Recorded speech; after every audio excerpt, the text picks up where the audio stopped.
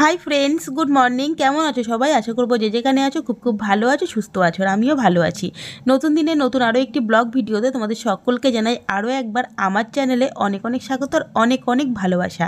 বড়োদেরকে জানাই প্রণাম আর ছোটোদেরকে বুক ভরা ভালোবাসা জানিয়ে আজকের ব্লগটা শুরু করছি। আর এখন অনেকটাই সকাল আছে, আর আমার আজকের ব্লগটা দেখে তোমরা বুঝতেই পারছো আমি আমার বাপের বাড়িতেও নেই, আমি আমার দিদির বাড়িতেও নেই। তো আমি কোথায় চলে এসেছি? আমি এসেছি আমার ননদের বাড়িতে।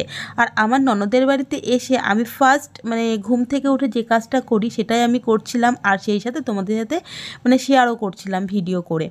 তো ঘুম থেকে উঠেই আমি আমার ননদের বাড়িতে এই জাগ্রত মা মনসা মন্দিরটি আছে, আমি এখানে আসি, এসে আর কি মা মনসাকে প্রণাম করি। তো সেই সাথে প্রণাম করে নিয়েছি আর ভিডিওও করেছি তোমাদের সাথে শেয়ার করব বলে। তো যাই হোক, কেমন লাগলো মা মনসাকে দেখতে আর মন্দিরটাও কেমন অবশ্যই কমেন্ট করে জানিও। আর হ্যাঁ, কালকে রাত বলতে সন্ধ্যাবেলায় আমি ননদের বাড়িতে চলে এসেছিলাম। সে আবারও নাইটি পরেই চলে এসেছি, কারণ বললামই তো বেশি একটা দূর নয়। তো ননদের বাড়ি একটু দূর হলেও তো নাইটি পরে রাত্রেবেলা এসেছি, তো কোনো অসুবিধে হয়নি, যেহেতু রাস্তাঘাটে অত লাইট ছিল না, অন্ধকার অন্ধকার। তো তোমাদের দাদাভাইকে জিজ্ঞাসা করেছিলাম যে আমি কি এখন ড্রেস পরবো, তো বলেছিল না না কোনো ব্যাপার না, চলো না নাইটি পরে। তো চলে এসেছিলাম। তো তারপরে আর ভিডিও করা হয়নি। আর এখন হচ্ছে সকালবেলা থেকেই আবার শুরু করছি ননদের বাড়ির ভিডিওটা। আর তো আমার ননদের বাড়ির এই যে ঘরের ভেতরটা আমি ঘুম থেকে উঠে বিছনাটা তুলে নিয়েছি, আর কোনো কাজ করিনি। কি বলবো, কোনো কাজ আমাকে আমার ননদ করতেও দিচ্ছে না, একা হাতে সবাই কাজ করছে। বেড়াতে এসেছি, সবাই বলছে অনেক দিন পরে এসছো, কেন কাজ করবে। তো যাই হোক, বিছনাটা না তুললে নয়, সেটা আমি তুলেছি আর ননদের ঘরটাকে তোমাদেরকে দেখিয়ে দিলাম। তারপরে ননদের ছেলে আর আমার ছেলে এই যে খেলাধুলো করছে। আমার ছেলে খুব কান্নাকাটি করছে, বাড়ি যেতে চাইছে না, কারণ ও দাদা ভাই আছে, খেলাধুলো করতে চাইছে। আর আমার ননদের ছেলে আমাদের বাড়িতে আসলেও সেম একই কাজ করতে থাকে, ও কান্নাকাটি করে যেতে চায় না। আর এদিকে দেখতে পেলে আমার ননদ হচ্ছে রান্না করছে, আর আমার যে মাইমা ফোনে কথা বলছিল। আর আমার ননদের ছেলে যে নতুন সাইকেল পেয়ে, দেখো দিন রাত নাকি এরকম সাইকেল চালায়, বেলায় রাতের অন্ধকারেও নাকি উঠানে এরকম সাইকেল চালায়। সাইকেল আগে চালাতে পারতো না, এখন শিখেছে, তার উপর নতুন সাইকেল, ও তো ভীষণ এক্সাইটেড। আর এই দেখো সাইকেল চালাচ্ছে আর বারবার পেছনের চাকা উঁচু করে করে আমাকে দেখাচ্ছে। তারপরে দেখো বসে পড়েছি সকালের খাবার খেতে। তোমরা তো জানো আমি সকালে কিছুই খাই না, মুড়ি যদিও বা একটু এক আধ দিন খাই, ভাত তো মোটেই খাই না। কিন্তু মাইমা আর আমার ননদের জ্বালায় আজকে দুটো ভাত খেতেই হচ্ছে। বলছে বাড়িতে যা করো করো, আমাদের বাড়িতে বেড়াতে এসছো, ভাত খেতেই হবে। তো আমি বললাম ঠিক আছে, অল্প করেই ভাত দাও। তো অল্প করে ভাত দিয়েছে, আর সাথে রয়েছে সকালের মেনুতে যে বাঁধাকপির ঘন্ট। আমার ননদ তো আবার ওর ছেলেকে স্কুলে দিয়ে আসতে যাবে, সেই কারণে একটু তাড়াতাড়ি রান্না করেছে। আবার স্কুলে দিয়ে আসবে, তারপরে আবার ওখান থেকে মাংস নিয়ে আসবে। আমরা রয়েছি, তাই আমি বললাম মাংস আনতে হবে না, বাঁধাকপির ঘন্ট আর মাছের ঝোল দিয়েই খেয়ে নিতে পারবো। বলছে না, অনেক দিন পরে এসেছো, একটু মাংস না আনলে হয়। তো যাই হোক, ননদিনী এবার যা করবে করবে। তো সকালবেলা খেতে দিয়েছে এই যে খয়রা মাছ সর্ষে বাটা দিয়ে, এটা ঝাল করেছে। এটা খেতে কিন্তু খুব সুন্দর হয়েছিল, কিন্তু খাচ্ছিলাম ঠিকই, ভয়ে ভয়ে ছিলাম, জানি না আমি এই খেয়ে আবার গ্যাসের ব্যথায় যন্ত্রণায় না ছটপট করি। তো যাই হোক, খেয়ে দিয়ে নিয়েছি, নেওয়ার পরে এই দেখো এখন বসে পড়েছি এক বাটি কুল, আর এখানে লঙ্কার গুঁড়ো আর লবণ আছে একসাথে মিক্সড করে। আমি এখানে একা নেই, আছি এখানে 3জন 4জন, কাউকেই দেখাতে পারলাম না, দুঃখের বিষয়। সবাই বলছে নাইটি পরে আছি, চুল এলোমেলো করা আছে, ক্যামেরাতে নিও না। তো কেউ একবার যদি মানা করে, আমি কাউকে নিতে চাই না জোর করে, জোর জবরদস্তি কাউকেই আমি করতে চাই না। তো কেউ যদি স্বইচ্ছায় ভিডিও করতে আসে তাহলে আমি মানা করি না, তাহলে আমার ভিডিওতে তাকে নিই। কিন্তু কেউ যদি স্বইচ্ছায় না আসে তাকে আমি জোরও করি না, ঠিক আছে। তো এখানে দেখতেই পেলে সিমের দানাগুলো বাজছিল, ওদের সিমের দানা। তো কালকে ডাল রান্না করবে বলে গায়ের থেকে খোসাগুলো ছাড়িয়ে রেখে দিচ্ছে। তো তারপরে এখানে আমার ননদ দেখো, বললাম না মাংস নিয়ে আসবে, তো মাংস নিয়ে এসে হাজির করেছে। এনে দেখো মশলা টশলা করে একা একা রান্না করতেও শুরু করে দিয়েছে। আমার ননদের হাতের রান্না না ভীষণ ভালো, জানো, খুব ভালো। তো তোমরা যারা যারা আমার ননদের হাতের রান্না খেতে চাও, চলে এসো আমার বাড়িতে, আমি আমার ননদের বাড়িতে নিয়ে যাব, নিয়ে গিয়ে মাংস রান্না খাইয়ে নিয়ে আসবো। সব কিছু রান্নাই ভালো করে, কিন্তু পরিমাণে তেল মশলা কম দেয়, কিন্তু রান্নায় কেন জানি না অনেক টেস্ট হয়। আমার কাছে খুব ভালো লাগে ওর হাতের রান্না খেতে। তারপরে দেখো এখানে বসে পড়েছি ভুরু তুলতে। বাঙালিরা জানোই তো, ফিরি যদি আলকাতরা পাই সেটাও খাই, এ কথাটা তো সবাই মানো, তাই না। তো আমিও দেখো ফিরি ফিরি ভুরু তুলতে বসে পড়েছি। তো এটা হচ্ছে আমার ননদের ভাসুরের মেয়ে, ও কিন্তু পার্লারের কাজ শেখেনি একদমই। বাড়ির ভেতরে মানে অনেক লোক, আমার ননদের এই শ্বশুরবাড়িতে ফ্যামিলিটা অনেক বড়, তো অনেক মহিলারা আছে এখানে। তো সবার ও হাতের পায়ের লোম তুলে তুলে, তারপরে সবার ভুরু মোটামুটি তুলতে তুলতে ও একদম মানে পারফেক্ট শিখে গেছে ভুরু তোলা। ওর কাছ থেকে যেই ফার্স্ট টাইম ভুরু তুলছি সেটা কিন্তু একদমই নয়, আমি এর আগেও দুবার তুলেছি। আর ও কি বলতো, ভুরু তুলতে পারে, আর ওখানে গেলে ও নিজেই বলে যে আসো না মামি, তোমার ভুরু হয়েছে, ভুরু তুলে দিই আসো। তো আমি তো মনে মনে ভাবছি ফ্রি ফ্রি পয়সা দিতে হবে না, তাহলে আমি বসেই পড়ি ভুরু তুলতে।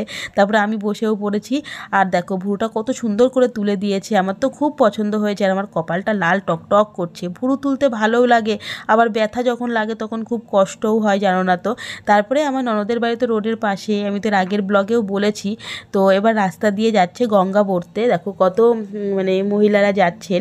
কিসের গঙ্গা বলতো, কোনো বিয়ের গঙ্গা নয়, এটা হচ্ছে গিয়ে ওই কীর্তন হয় না, যে অষ্টম প্রহরের যে আর কি গঙ্গা বড়া, সেখানে যাচ্ছে হরে কৃষ্ণ গান করতে করতে। আমার তো হরে কৃষ্ণ গান শুনতে ভীষণ ভালো লাগে, সে যেমনই হোক না কেন, হরে কৃষ্ণ বললেই মোট কথা ছুটে সেখানে দেখতে যাব। আমরা সবাই মিলে ছুটে গেছিলাম, আর আমি সেই ফাঁকে একটু ক্যামেরা বন্দিও করে নিলাম। তারপরে দেখো ননদের রান্নাবান্না হয়ে গেছে, স্নান টান করে নিয়ে খেতে বসে গেছি, কারণ বাড়ি যাওয়ার তাড়া আছে। আর ননদ মাংসটা রান্না করেছে এত সুন্দর, আমি ঝোল ঝোল করে ভাত খাচ্ছি। বলেছি যে সকালে আমাকে অনেকটা ভাত দিয়ে দিয়েছো, আমি সকালে ভাত খাই না, কিন্তু দুপুরে আমাকে অল্প করে ভাত দিতে হবে।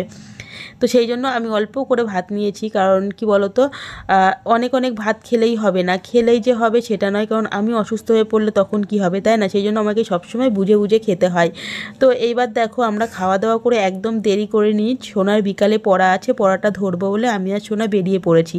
মানে রাস্তায় রোদ্দুর দেখে তোমরা বুঝতেই পারছো যে আমি কতটা তাড়াতাড়ি বেরিয়ে পড়েছি, যেহেতু ওর 3টে থেকে পড়া। আমি খেয়ে 2:10-15 ননদের বাড়ি থেকে বেরিয়ে পড়েছিলাম, আর ওদের বাড়ি তো রোডের পাশে, বেরোলেই গাড়ি পাওয়া যায়। তারপরে দেখতেই পেলে যে গাইঘাটার মোড়ে এসে দাঁড়িয়েছিলাম, তো দাঁড়ানোর পরে এই যে অটো পেয়ে গেছি। আর আমাদের কপালে সবসময় অটোর পেছনের সিটই পড়ে, পেছনের সিটে দেখো বসে পড়েছি। এই মাত্র বাড়িতে এলাম, বাড়িতে এসে আমার সব থেকে প্রিয় জায়গা যেটা, সেখানেই চলে এসেছি। আর আমার প্রিয় জায়গা তোমরা বুঝতেই পারছো, আমার বাড়ির ছাদ। সত্যি আমার এটা খুবই একটা প্রিয় জায়গা, আমি এখানে ভাত খাই, আমি এখানে ভিডিও করি, আমি এই ছাদেই থাকি বেশিরভাগ সময়টা। দিনের বেলা মানে নিচে কাজ টাজ হয়ে গেলে বেশিরভাগ সময় আমি ছাদেই কাটাই। তোমরা তো আমার ভিডিও যারা দেখো তারা বুঝতেই পারো, আমি শর্ট ভিডিও করি। তো বাড়িতে এসেছি দুপুরবেলায়, এত গরম লেগে গেছিলো, মানে অটোর মধ্যে আমার অটোমেটিকলি মাথা ঘোরাচ্ছে আর বমি পাচ্ছিল, মনে হচ্ছে আমার এক্ষুনি বমি হয়ে যাবে, এত মানে কষ্ট হচ্ছিল, যেমন রোদ্দুর তেমন গরম। তো সোনার পড়াটা ধরবো বলে এত তাড়াতাড়ি বেরিয়েছি, 2 ঘন্টা পরে আসলেও আমাকে আসতে হবে, তো সেই জন্য 2 ঘন্টা আগেই চলে এসেছি। এসে সোনা পড়তে চলে গেছে, আর আমি চলে এসেছি ছাদে। এখন আমি ভিডিও করব, অনেকদিন আমি সেইভাবে শর্ট ভিডিও করতে পারিনি, বুঝতেই পারছো বেড়াতে গেছিলাম। একটা জায়গায় গেলে কিন্তু সেইভাবে ভিডিও করা হয় না, আমি লং ভিডিও দিয়ে গেছি কিন্তু শর্ট ভিডিও সেইভাবে করা হয়নি। আগের যা করা ছিল শর্ট ভিডিও সেইগুলোই আমি পরপর দিচ্ছিলাম। তো চলো দেখতে থাকো ভিডিও, আশা করবো তোমাদের খুব ভালো লাগবে। শরীরটা খুব ক্লান্ত লাগছে, একটুও শুইনি, শুধু বাড়ির একটু জল খেয়ে ব্যাস ড্রেসটা চেঞ্জ করেই উপরে চলে এসেছি। তো চলো বন্ধুরা, আমার সঙ্গে থেকো, পাশে থেকো। এখন রাতে ঠিক 9:30 মতো বাজে। তো এখন আমি রান্না করতে এসেছি রান্নাঘরে। আর কি রান্না হচ্ছে বলো তো, এটা হচ্ছে মুসুরির ডাল, পাকা টমেটম দিয়ে রান্না করছি। মুসুর ডাল কিন্তু পাকা টমেটম দিয়ে রান্না করলে বেশ ভালো লাগে, আমার কিন্তু খেতে খুব ভালো লাগে। তো তারপরে তো বিকালবেলার পর থেকে আর কোনো ভিডিও করা হয়নি, সোনা পড়তে গেছিলো, সোনা পড়ে বাড়ি এসেছিলো, তখন বেশ খানিকটা বেলা ছিল। তারপরে ও খেলা টেলা করলো, সন্ধ্যাবেলা হাত মুখ ধুয়ে ওকে পড়াশুনো করালাম, পড়াশুনো করিয়ে টরিয়ে এখন রান্নাঘরে এসেছি, ওর খিদে পেয়ে গেছে, ওকে এখন ভাত খাওয়াবো। তো সেই জন্য ডালটাও আমি বসিয়ে দিয়েছি। আর এদিকে মুসুর ডালে শুধুমাত্র রাঁধুনি ফোড়ন দিয়েছি, শুকনো লঙ্কা ফোড়ন দিইনি, কারণ শুকনো লঙ্কাটা আমরা খুব একটা খাই না, মানে ব্যবহার করি না। তো মানে কী বলতো, গলা জ্বালা করে। মুসুর ডালে শুকনো লঙ্কা ফোড়ন দিয়ে খেলে না ভীষণ গ্যাস হয়, গলা জ্বালা করে। আর শুকনো লঙ্কা ফোড়ন না দিয়ে খেলে কিন্তু গলাটা জ্বালা করে না। যাদের এরকম হয় তারা ফোড়ন না দিয়ে খেয়ে দেখো তো কেমন হয়। আমার তো শুকনো লঙ্কা তেলের উপরে ফোড়ন না দিয়ে খেয়ে দেখলাম, বেশ গলা এখন আর জ্বালা করে না, সেই জন্য এইভাবেই রান্না করা হয় এখন। আর দেখো সোনার জন্য ভাত বেড়ে নিয়েছি, সোনা আর আমি দুজনেই খাবো, ও একা খাবে না। তো মুসুর ডাল, গরম গরম ডাল ডাল, ভাতটা দুপুরবেলার বেশি ছিল, ভাত আর করতে হয়নি। আর এখানে আছে ডিমের পোচ। তো চলো সোনাকেও খাইয়ে দেবো, আমিও খেয়ে নেব।